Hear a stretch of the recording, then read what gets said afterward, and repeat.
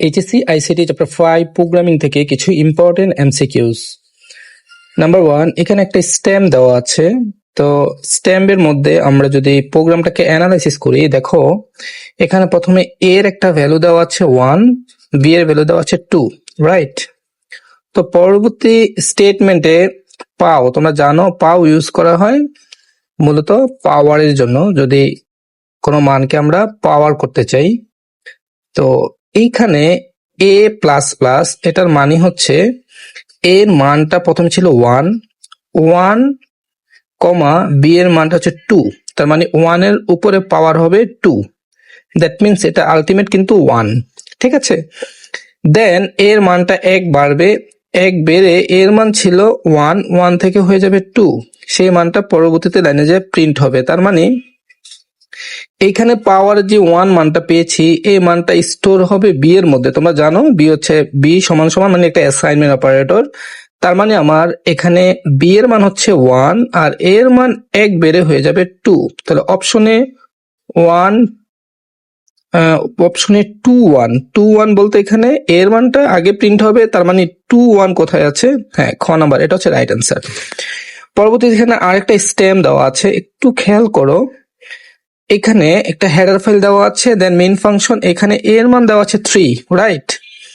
এ এর মান 3, সাথে বি এর মান দেওয়া নাই। পরবর্তীতে এখানে একটা অ্যাসাইনমেন্ট অপারেটর মধ্যে 2 ইন্টু এ, তো আমরা জানি এ এর মান হচ্ছে 3, 2 ইন্টু 3 দ্যাট মিনস 6 স্টোর হবে বি এর মধ্যে, তা প্রিন্ট করতে চেয়েছে বি, তাহলে অ্যান্সার হবে 6। কোশ্চেন নাম্বার 3 তে দেখো এখানে জানতে চেয়েছে নিচের প্রোগ্রামটির আউটপুট। আচ্ছা, আবার একটা প্রোগ্রাম দেওয়া আছে, দেখো ইন্ট হচ্ছে একটা ডেটা টাইপ যেটা ইন্টিজার ডেটাকে হোল্ড করতে পারে। এখন ভ্যারিয়েবলের মধ্যে এ, তো এর প্রথমে অ্যাসাইনমেন্ট অপারেটর দিয়ে এখানে এসকিউআরটি, এটাকে বলা হয় স্কোয়ার রুট। প্রোগ্রামে তো আর স্কোয়ার রুট লেখা যায় না, এখানে এসকিউআরটি। তো আমরা জানি এসকিউআরটি স্কোয়ার রুট 9 এর উপর যদি আমরা রুট দিই, এটা হয়ে যায় 3।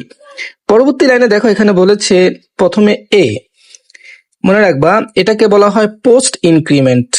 ওকে, তো প্রথমে এর যে মানটা ছিল, এই মানটা ছিল 3, এই মানটা প্রথমে প্রিন্ট হয়ে যাবে। তার মানে এখানে প্রথমে প্রিন্ট হবে এর মান কত? 3, ফাইন। পরবর্তীতে এখান থেকে এর মানটা, এটা যেহেতু পোস্ট ইনক্রিমেন্ট, পরবর্তীতে 1 বেড়ে এই নাম্বারটা হয়ে যাবে এখন 4। তো 4 এর পর আবার এই লাইনে যখন আসবে তখন এটাকে বলা হয় পোস্ট ইনক্রিমেন্ট, মানে আগে ইনক্রিমেন্ট হবে। তো 4 এর সাথে 1 যেহেতু প্লাস প্লাস 1 বাড়বে, তার মানে এখানে হয়ে যাবে 5, তো প্রিন্ট হবে 5। তার মানে এটার অ্যান্সার হবে 3 5। তো 3 5 কোথায় আছে? এই যে এখানে 3 5। ওকে, এবার দেখো বলেছে প্রোগ্রামটিতে প্রয়োজনীয় হেডার ফাইল হচ্ছে, তো এখানে দেখো স্কোয়ার রুট, এটার জন্য আমাদের একটা হেডার ফাইল প্রয়োজন, সেটাকে বলা হয় স্কোয়ার রুটের হেডার ফাইলের জন্য আমাদের একটা math.h লাগবে। আর ইনপুট মানে আমরা যেহেতু প্রিন্ট করেছি, এই প্রিন্টের হেডার ফাইলের নাম হচ্ছে stdio, যেটাকে বলা হয় standard input output dot header file. তাহলে এখানে অ্যান্সার হবে 2n3। আর এই কোণীয়, এটাকে বলা হয় console.h, এটাকে দ্বারা গেটস হেডার ফাইলের একটা লাইব্রেরি ফাংশন। এখানে এটা ইউজ করা হয় না গেটস, এখানে এটার নামটা নিচ্ছি না। Thank you.